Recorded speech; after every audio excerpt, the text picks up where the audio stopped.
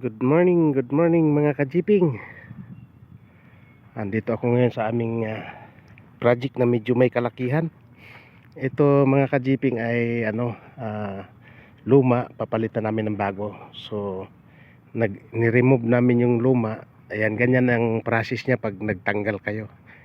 Kasi yan, may buhangin, may rubber. So ito yan, magiging ganyan.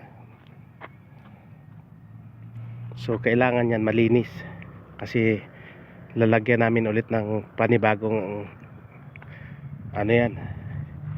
Kumbaga i-refill namin ulit yung i-retouch namin yung flooring.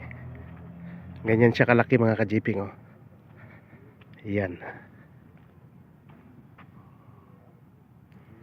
Medyo may kalakihan. Dalawa to mga kajiping. So ginagawa namin pag remove niyan, ikakating muna namin ng utility cutter yan. Ayan o. Ayan, ganyan o. Nakakating na yan. So ipopold na lang namin yan para maging roll siya. Ipopost namin para mag roll. Tapos tatanggalin ng pork pip yan. Ilalagay doon sa basurahan na yun o, yung kulay dilaw. Yun, nasa labas. Ayan. So ganyan ang aming video for today. O diba? Ang laki-laki nito mga kajiping, almost 5,000 square meter. Tapos mayroon pang maliit doon. Yan, tatanggalin din namin yan. Papalitan din. So ang daming trabaho. Kaya hayahay ang amo.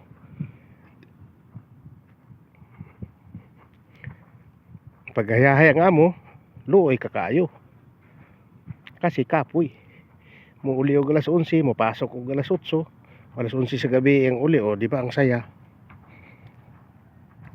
Pero may overtime.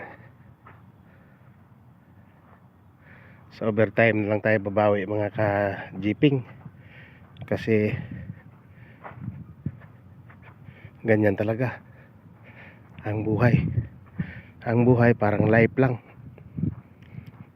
Minsan parang life, ang life nagiging parang buhay.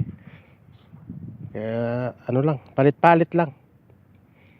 Kaya kung matyaga kang magtiis, makakamit mo ang tagumpay sa huli.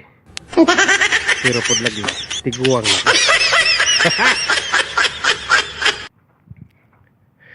Maghuwat na lang taani kanang kuan mga kajiping. Kanang giingon nila nga insurance, unsay tawag ana kanang unsa to sa kuan sa mga OFW kanang naay matanggap. Awa ko kay bawo basta maurat ako nabatian. Pero murag kailangan man pod mag contribute siguro unsa ba. Basta mahalaga mga ka-JPing may video ko. Oh, di ba?